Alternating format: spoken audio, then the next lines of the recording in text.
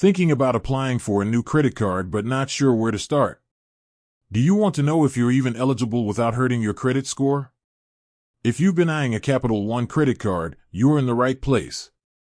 Today, we're going to break down the entire application process, from a simple first step that won't ding your credit to the final submission. Before you even start the official application, the best thing to do is use Capital One's pre-approval tool. This is a game changer because it gives you a sense of what cards you might be approved for with absolutely no impact on your credit score. You just provide some basic information like your name, address, and income, and it shows you a list of cards you're pre-approved for.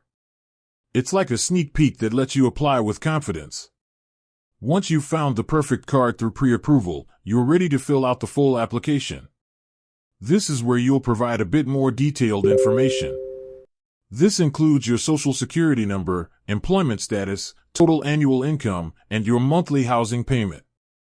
They'll also ask for things like your full legal name, date of birth, and contact information. Be sure to have all of this handy to make the process as smooth as possible.